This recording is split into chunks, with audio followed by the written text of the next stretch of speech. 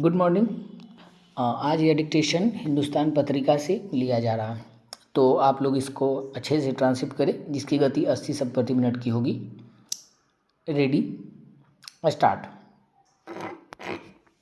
नए साल में सबकी निगाह राष्ट्रीय राजधानी नई दिल्ली के विधानसभा चुनाव पर टिक गई है।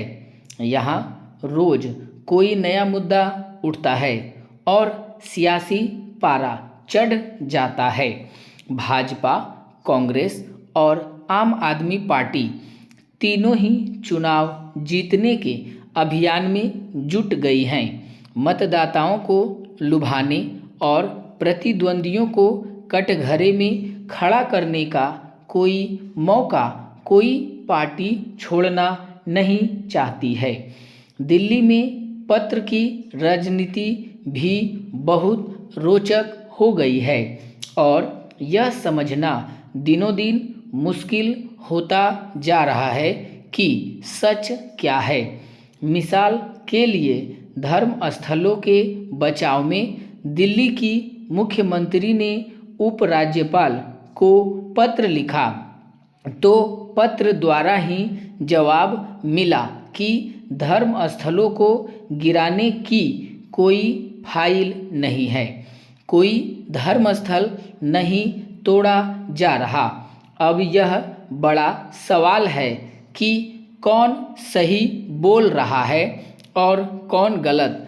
असल में धर्म के नाम पर राजनीति में कोई पीछे नहीं रहना चाहता है। मौलवियों को मानदेय पहले ही मिलता है और अब दिल्ली सरकार ने घोषणा कर दी है कि पुजारियों, ग्रंथियों को भी मानदेय दिया जाएगा। बाकायदा उनका पंजीकरण भी शुरू हो गया है। दिल्ली में राजनीतिक दल चुनाव जीतने के लिए कोई कसर छोड़ना नहीं चाहते हैं। ध्यान दीजिए, दिल्ली में नए साल की शुरुआत तीखे राजनीतिक आदान प्रदान के साथ हुई है। यह अचरज का विषय है कि आम आदमी पार्टी के संयोजक अरविंद केजरीवाल ने राष्ट्रीय स्वयंसेवक संघ के प्रमुख मोहन भागवत को पत्र लिखकर भाजपा की शिकायत की है। मतदाता सूची से मतदाताओं के नाम हटाने और नकद वितरण का आरोप लगाया है। आमतौर पर ऐसा कम ही होता है जब लिखित रूप से संघ को राजनीति में लाया जाए। अब संघ की ओर से कोई जवाब आए या नहीं आए, दोनों ही स्थितियों में राजनीति की संभावना रहेगी। कुल मिलाकर अपने प्रतिद्वंदियों के खिलाफ हर संभव रणनीति का प्रयोग दिल्ली की राजनीति को रोचक बनाए चला जा रहा है।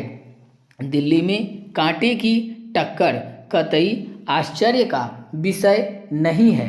आम आदमी पार्टी के रूप में वैकल्पिक राजनीति का जो प्रयोग हुआ था, उसने सभी का ध्यान अपनी ओर खींचा था। विगत 10 वर्ष से भी ज़्यादा समय से आम आदमी पार्टी का प्रयोग दिल्ली में बहुत कामयाब रहा है। आम आदमी पार्टी बहुत कम समय में ऐसे मुकाम पर पहुंच गई जहां पार्टियों को पहुंचने में दशक लग जाते हैं। अतः यह पार्टी दिल्ली में कतई हारना नहीं चाहेगी और जीत के लिए उसके संघर्ष को स्वाभाविक समझा जा सकता है। उसकी इस कोशिश को समझा जा सकता है कि लोगों को लुभाने में कोई भी पार्टी उससे जीतने न पाए। वैसे आम आदमी पार्टी की व्यापक कवायद यह भी संकेत कर रही है कि उसे भाजपा ही नहीं बल्कि इस बार कांग्रेस से भी खतरा है।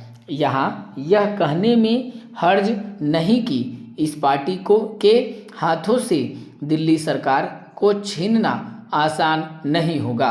बहरहाल सबको दिल्ली विधानसभा चुनाव के लिए चुनावी तिथियों की घोषणा का इंतजार है। दिल्ली में 23 फरवरी तक सरकार का गठन हो जाएगा। जल्द ही चुनावी तिथियों की घोषणा हो जाएगी।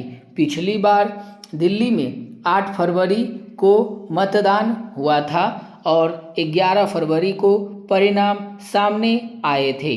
अतः यह मानने में हर्ज नहीं है कि चुनाव प्रचार लगातार चालू है और किसी भी घोषणा पर मतदाताओं को सोच विचार के साथ ही कोई फैसला लेना चाहिए। दिल्ली के लोग क्या फैसला करते हैं, यह पूरे देश के लिए महत्वपूर्ण होगा।